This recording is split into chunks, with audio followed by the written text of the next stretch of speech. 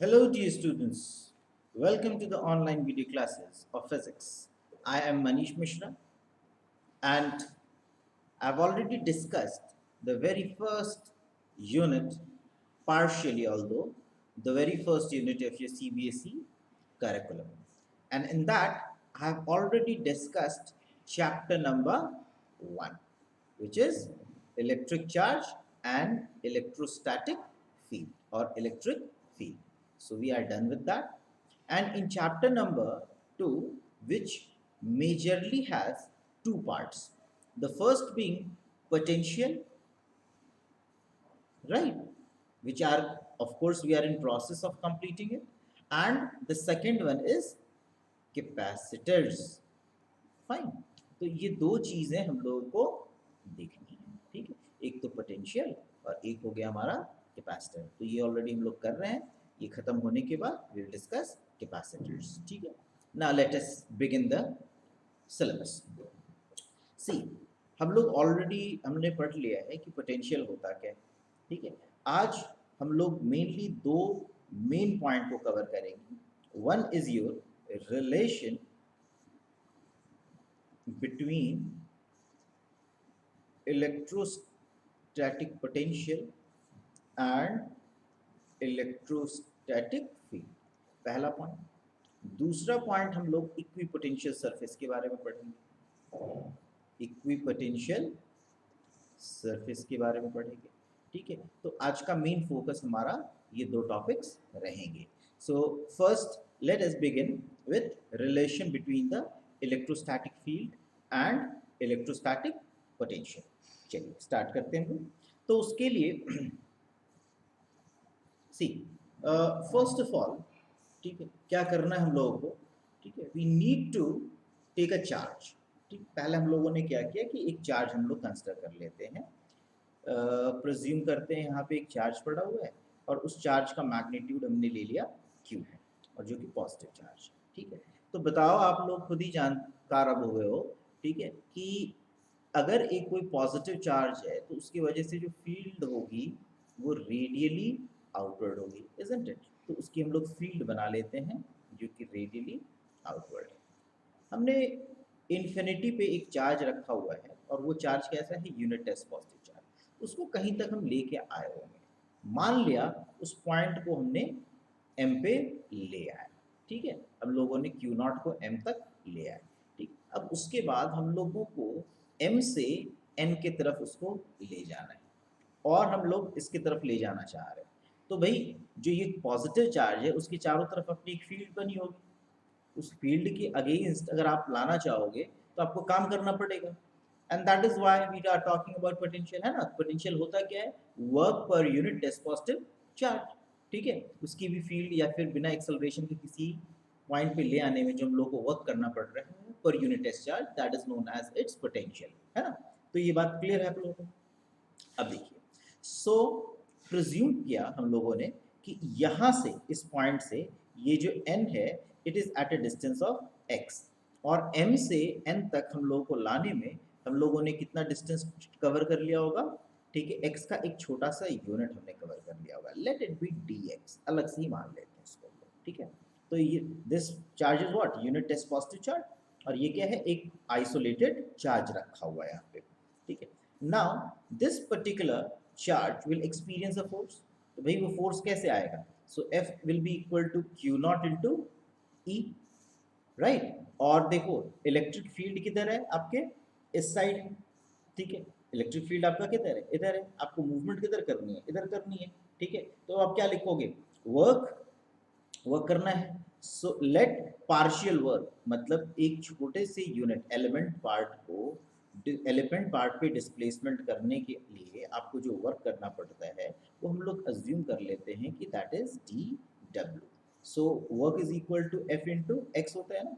तो डिस्प्लेसमेंट हमारा किसके टर्म पे, dx के टर्म पे हो रहा है यहाँ पे, और F हमने क्या लिखा है, Q0 into E into D x हो गया। एक बात तो क्लियर हो गई अब आपकी।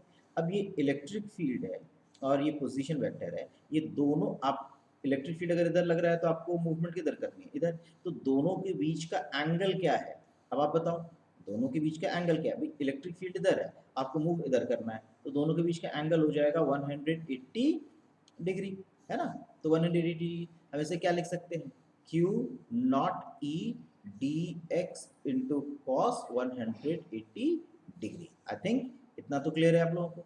नाउ इसी के कोरिलेशन में हम ये भी लिख सकते हैं minus Q not into E into D X. तो हमें क्या मिल गया, now we are up with Q not, see we are up with D W is equal to minus Q not E into D X. हम लोगों को इतना part हमारा कवर हो गया, ठीक है।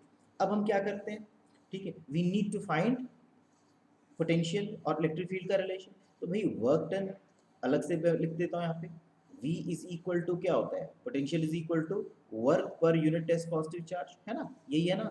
तो अब आप आ जाओ यहाँ पे मेन फ्रेम पे, ठीक है। So D W divided by Q naught should be equal to minus E into D X, isn't it, ये आएगा आपके पास relation.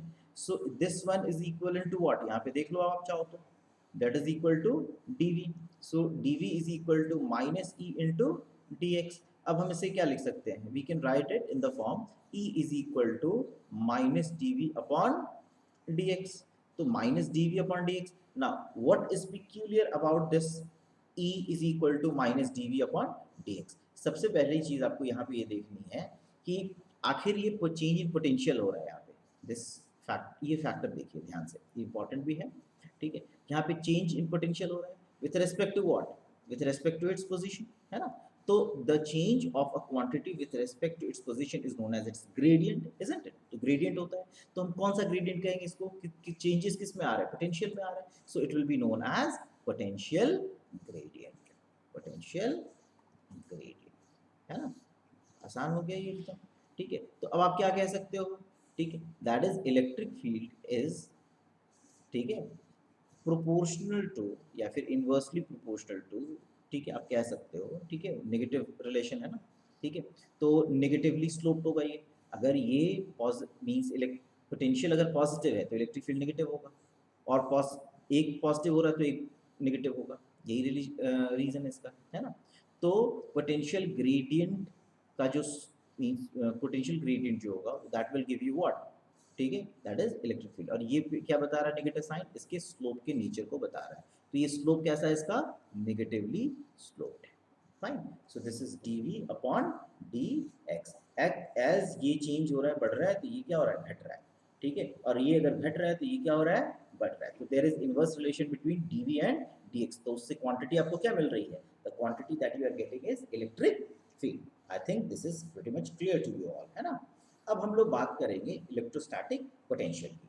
Now what do you mean by electrostatic potential, बताइए, एनीवन, राइट। सी हाँ ठीक है, आदतन हम लोग ऑफलाइन वाली बात करते रहते हैं कि बताइए आप में से कोई, है ना।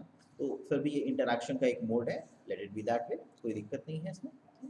सो now we will discuss about electrostatic potential. Now what do you mean by electrostatic potential या फिर इक्विपोटेंशियल सरफेस।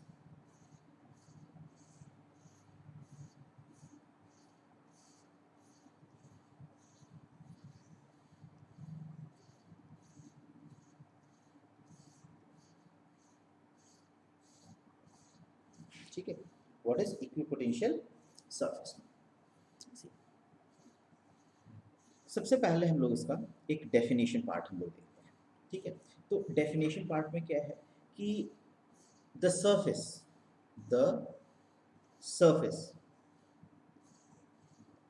ठीक है, दैट हैज, या फिर लिख सकते हो the surface that has the same और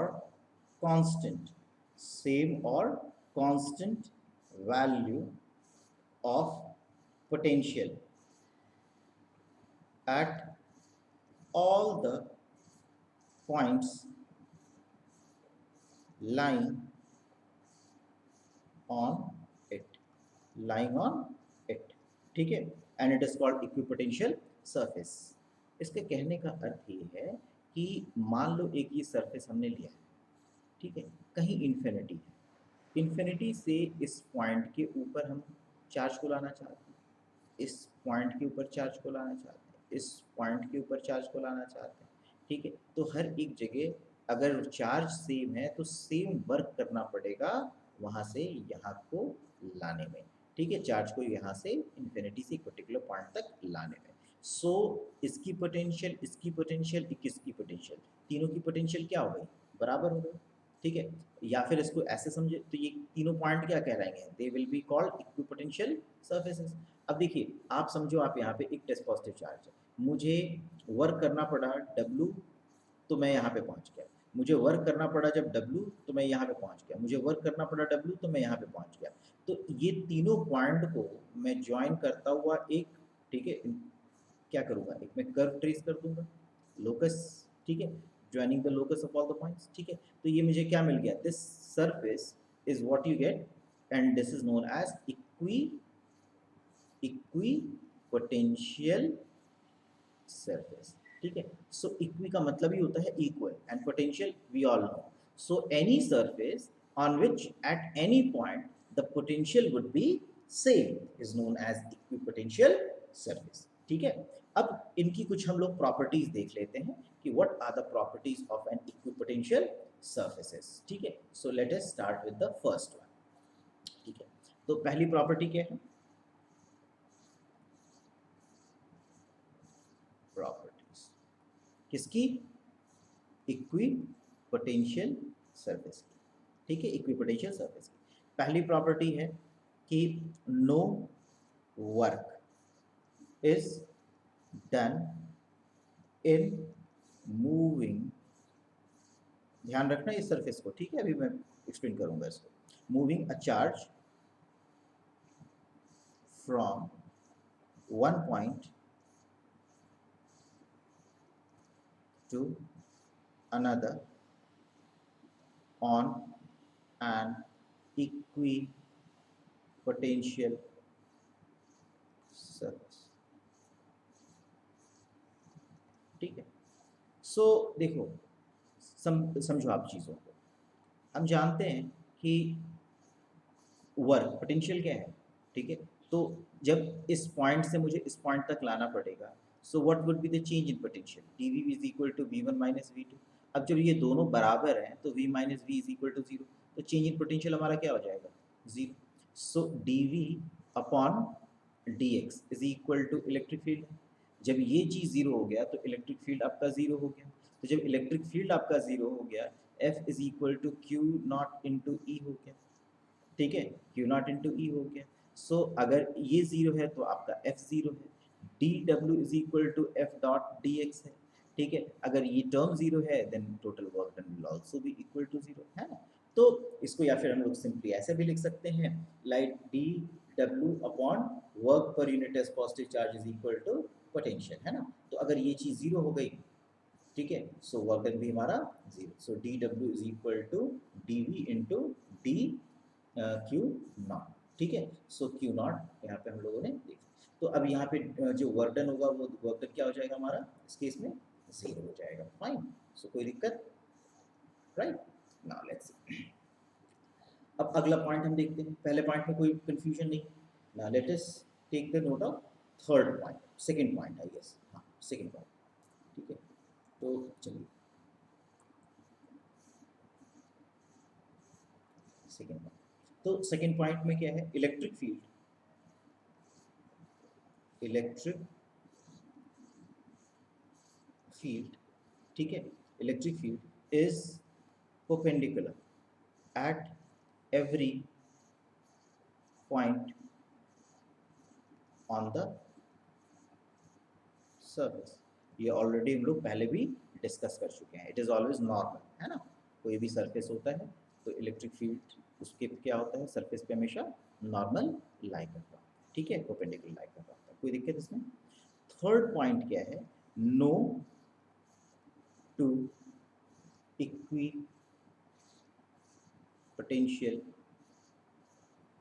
surfaces intersect each other।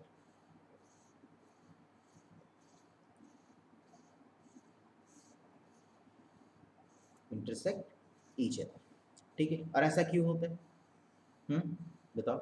Same thing, because if they do so, if they do so, then it will indicate two different direction, है ना। एक ही जगह पे दो दो direction indicate to different direction at same point, at same point, which is of course not possible, which is not possible, ठीक है, जो कि पॉसिबल नहीं। क्लियर। अब हम लोग अगला पॉइंट देखते हैं। So the next point is the surface, ठीक है। जो क्राउडिंग होती है वो स्ट्रेंथ बताती है। तो देखो पहले मैं एक रिलेशन में लिखता हूँ, E is equal to D V upon D X. हम लोगों ने किया ना ये वाला रिलेशन। तो यहाँ पे डी एक्स जो है इन्वर्सली प्रोपोर्शनल इलेक्ट्रिक फील्ड है।